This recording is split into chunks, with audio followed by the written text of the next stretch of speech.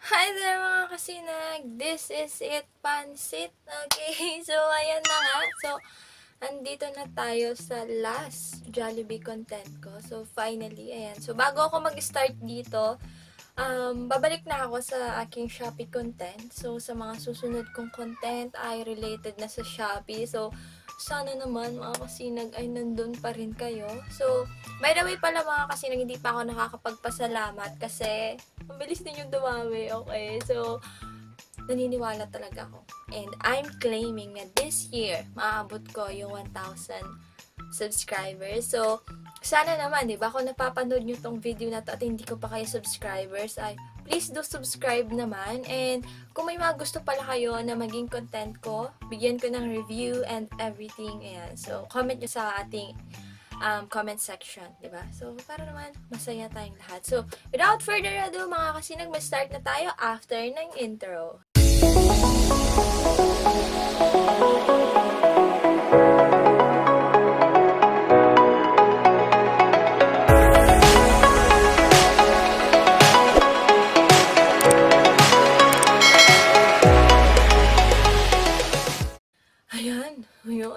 Ayan. Okay. So, yun nga mga kasinag. Ayan. So, napaka-hyper ko na naman, di ba? So, nandito na nga tayo sa tinatawag nating chef management. Okay? So, sabi sa akin, nung nag-start ako sa aking chef management, mga kasinag, ay welcome to reality. Yan. So, dito na siguro kayo may stress. 'Di ba? So ako naman ay hindi ako na-stress. Medyo lang, 'di ba? Okay, so ayan nga mga kasinag. So, papakita ko ulit ito. Ayan. So, itong picture na to ay pagpalagay natin natapos na kayo sa restaurant operation delivery truck. Ayan, phase 1 and phase 2 niya. So, nandito na kayo mga kasinag sa second na part, which is the restaurant operation and business management track. Ayan. Okay, so sorry naman, di ba? So, ayan.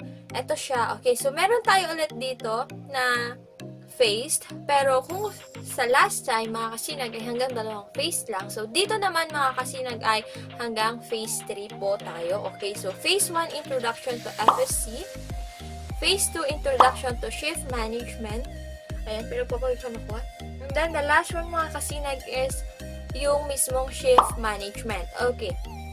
So, before mga kasinag, diba? So, nasabi ko na to dun sa ating hiring process na video. Na kung hindi nyo pa napapanood, ilalagay ko dyan sa taas mga kasinag. And, of course, yung maya-maya nalalabas din dyan ay yung mga nakaraang video natin na related sa Jollibee nga po. Okay? So, yun nga. Balik tayo dito mga kasinag. So, nasabi ko before, nasabi ko doon sa video na yun na before, ang ginagawa nila ay yung mga management trainee, nagpupunta mismo sila sa main office sa Manila. And then, doon nila ginagawa yung pag-chef management. Okay?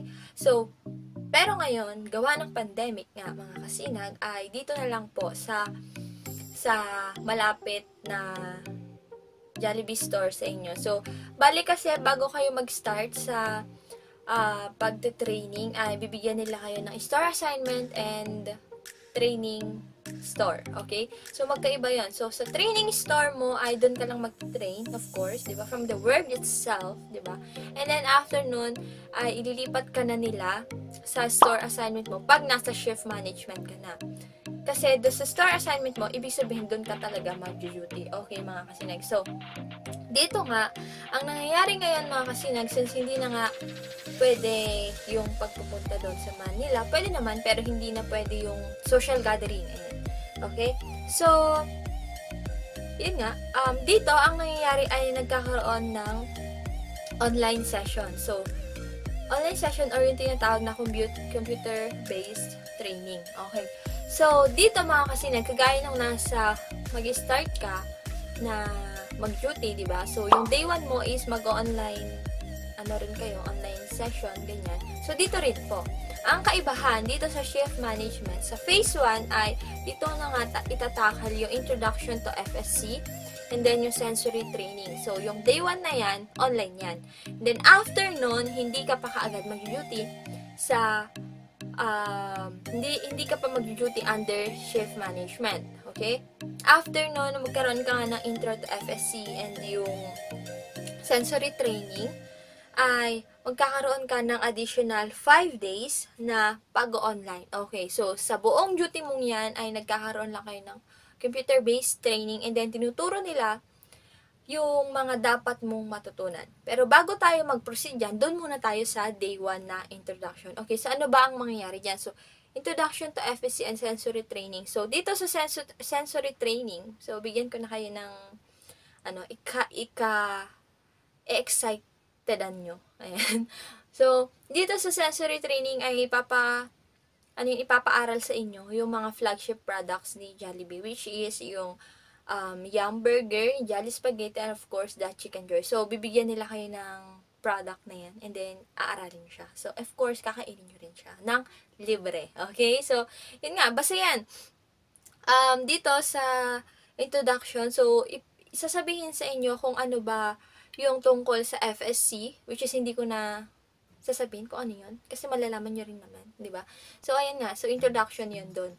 And then, after naman nun, pag natapos na yung day 1 mo na pag-computer-based training, and then mag-proceed ka na nga sa 5 days. So, dito sa 5 days na to, mga kasinag, ay araw-araw ay iba-iba yung mga ituturo nila sa inyo. So, yung mga ituturo nila sa inyo ay yun yung mismong magiging duty ninyo. So, dito ay talagang kapupulutan mo ng aral. Though yung iba sabi nila nakakaantok, 'di ba? Kasi online nga naman, 'di ba? Ganun. Pero kung ako sa inyo mga kasinig ay pigilan ninyo yung antok. Kasi kahit papaano ay magagaling naman yung mga nagtuturo. And aside from that, mga kasinag, ay yung mga ituturo nila sa inyo ay kakailanganin talaga ninyo. Okay, so sa unang araw, yan na nga yung managing the shift. So, tuturo nila sa inyo kung paano ba ma-manage yung shift mo. So, kung anong shift ka ba. Kasi may mga iba't ibang day part pagdating sa pag-duty natin sa Jollibee, di ba mga kasinay? So, yan ituturo nila sa inyo. And then, of course, managing production and cleanliness, managing service, managing sales and profit, and of course, yung last day, yung integration. So, dito mga kasinag sa integration, yung last day ninyo is magiging konting kakaiba siya compared sa mga naunang 4 days. Kasi dito ay from the word itself, integration, di ba? So, ina-apply ninyo. I-apply ninyo through online pa rin naman kung ano yung mga na pag-aralan ninyo. And parang minsan ng bagsak yan. So, gagawa kayo ng mga game plan. So, it's either on the cleanliness, on the service, on the production, ganyan. So, gagawa kayo ng mga game plan dyan sa maghapon na yan. So, napaka-exciting for me, naging exciting sa akin kasi from different field at hindi naman different field pero from different workplace, 'di ba? So alam naman ninyo yan na wala akong experience being a crew or a crew leader, mga ganun. So galing ako sa ibang industry pero nasa hotel and restaurant pa rin naman siya, okay? So, pagdating ko sa Jollibee, diba? So, wala talaga akong kaalam-alam. So, nung nag-start kami dito sa shift management, so, yun talagang, alam mo yun, yung as much as possible, diba? So, kopyahin ko lahat yung pinapakita na nandun sa may PowerPoint. Ganun. So, ayun lang naman ang mangyayari sa shift management niyo. So, after nito, mga kasinag, yan sa phase 2, and then pupunta na kayo dito sa phase 3, which is yung shift management. So, dito sa 14 days na to, ay talagang mag-duty ka na as manager. So, kung ano yung mga inaral mo dun sa 5 days na nag-training or almost 6 days, di ba? Kasi kung isasama natin yun nasa phase 1, di ba? 6 days yan, ay i-apply mo na siya, di ba? I-apply mo na siya mismo sa pag-duty mo. And dito, hindi ka na mag-station. Dito sa shift management is ang pinaka magiging trabaho mo na ay yung pinaka ginagawa na ng isang manager. Okay? So, dito ay unti-unti ka nang ihuhubog or iga-guide talaga. Unti-unti mo nang pag-aaralan, di ba? Kung ano man yung mga naituro sa'yo dun sa computer-based training mo.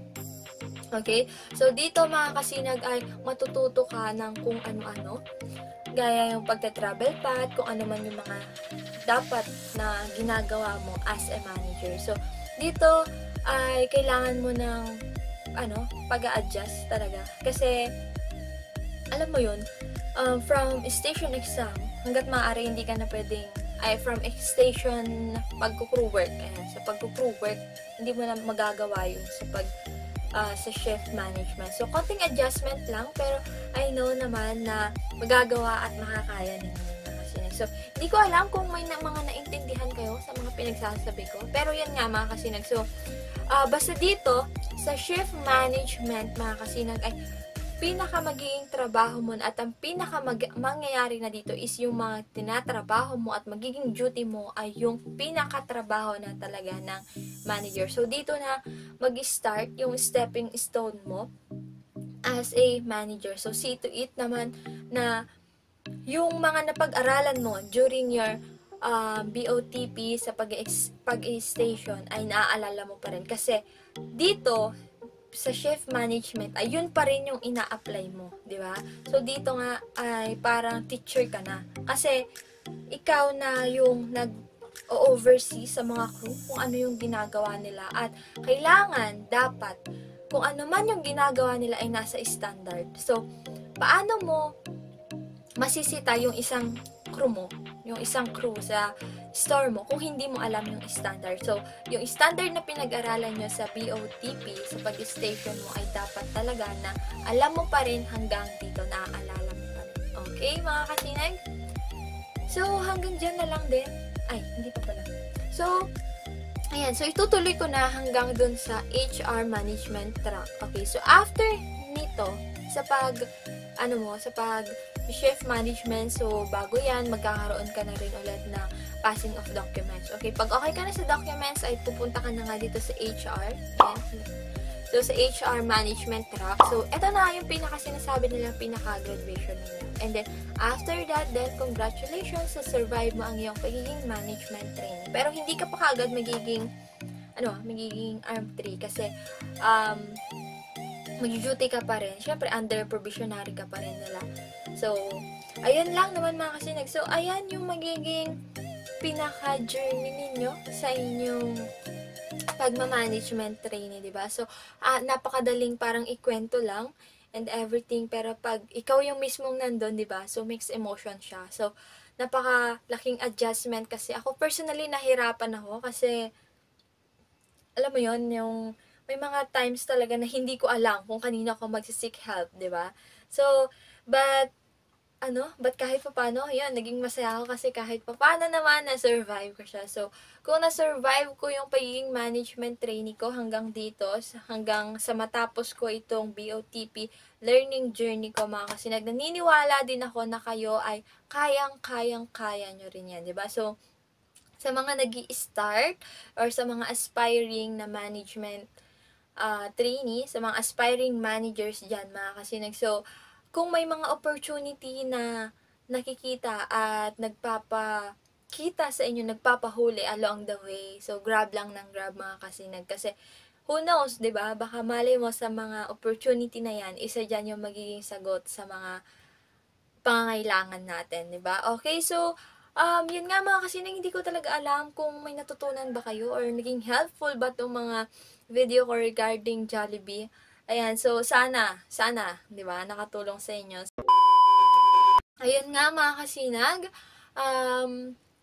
babalik na ako, ayan, nasabi ko naman noong una na babalik na ako sa pag-Shopee content, di ba, since yun naman talaga yung main content ko. So, sana supportahan pa rin ninyo ako. So, again mga kasinag, I am your Ate Aren. Ready for the worst, hoping for the best. So, see you sa ating next upload mga kasinag!